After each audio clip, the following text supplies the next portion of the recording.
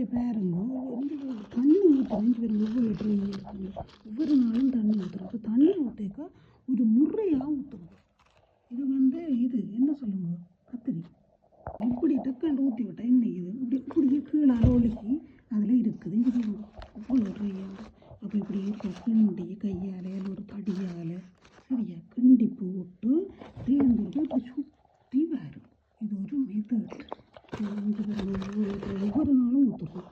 அப்போ என்ன செய்யும், இப்படி இருக்க தட்டி போட்டு இப்படி இருக்க சுற்றி சுற்றி ஊற்றுறோம். எனக்கு பட்டு போச்சு காட்டுறோம்.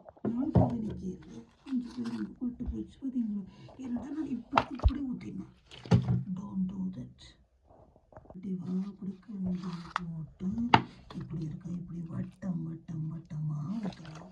மற்றது சிலதுகள் கத்திரிக்காயெல்லாம் உள்ளுக்க வைக்க வேணும். பூச்சி வேறு இருந்தால் ஒன்றும் செய்யலாம். கொசு டக்குண்டு கீழே போக மொழிய அதுக்கு தங்காது. என்ன செய்யும், அப்போ கவனம். இதெல்லாம் பெரிய டிப்ஸ். பட்டு போச்சு பார்த்தீங்களா. இதுக்கு கூடி தண்ணி போச்சு. கூட தண்ணியும் விடக்கூடாது. நீங்கள் காட்டுறதுக்கு தான் உதாரணம். கவனம். இந்த அதுகளுக்கு கிணக்கு தண்ணி ஊற்றக்கூடாது பார்த்தீங்களா. அப்படி நான் கேர்ஃபுல்லாக ஊற்றியே பட்டுட்டு போச்சு. காலவை பின்னேரம் ஊற்றுவோம். ஹீட்டிங்கில் வச்சா காலவை பின்னேரம் ஊற்றுவோம். அவக்கண்டு ஊற்ற வேண்டாம். இப்படி சின்ன போத்தலால் சின்ன மூடியால் இப்படி சுற்றி கையால் கிண்டி போடும். அதே